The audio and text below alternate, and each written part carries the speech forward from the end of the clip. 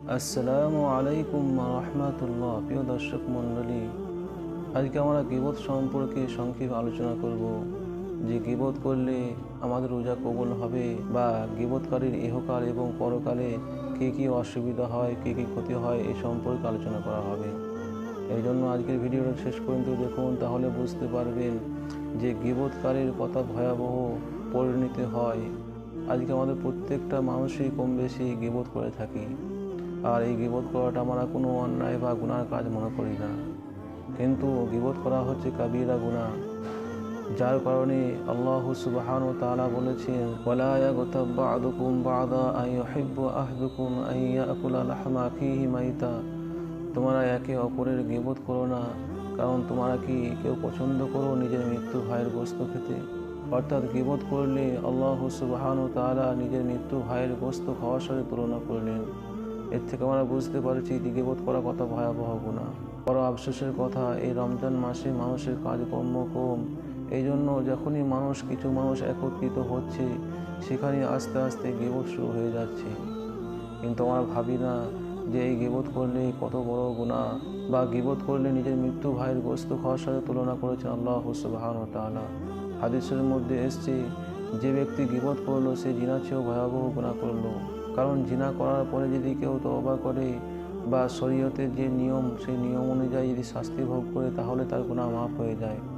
কিন্তু গীবত করার পরে যদি গীবত যার করা হচ্ছে তার কাছে ক্ষমা না চাওয়া হয়, তাই এরকম ব্যক্তির কখনোই গুনাহ মাফ হয় নাই।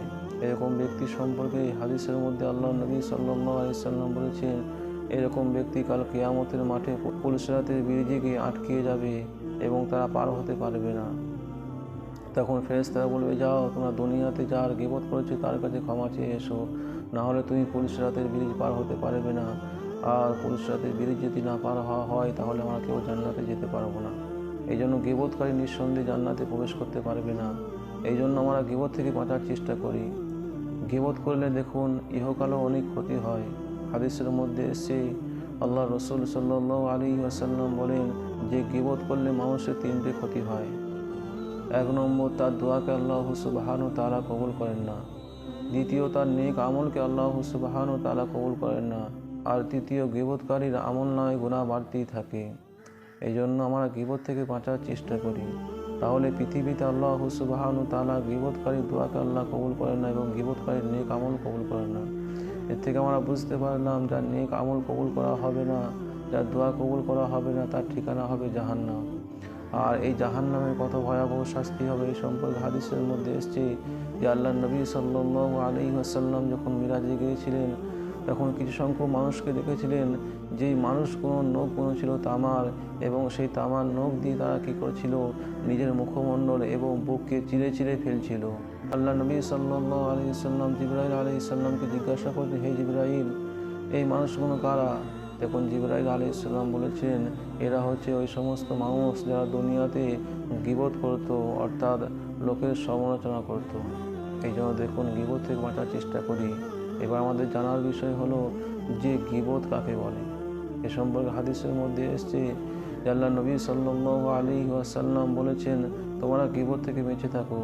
তখন সাহাবারা জিজ্ঞাসা করলেন, হে আল্লাহ রসুল, গীবত কি?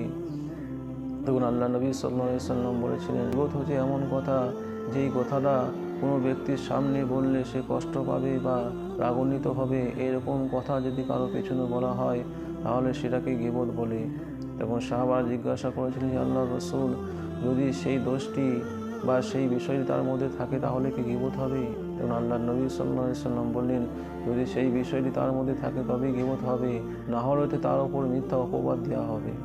এই জন্য দেখুন, কোনো ব্যক্তির কথা যদি আমার পেছনে বলি, যেই কথাটা সামনে বলে সে কষ্ট পাবে, রেগে যাবে, এরকম কথা পেছনে বলাটাই হচ্ছে গীবত।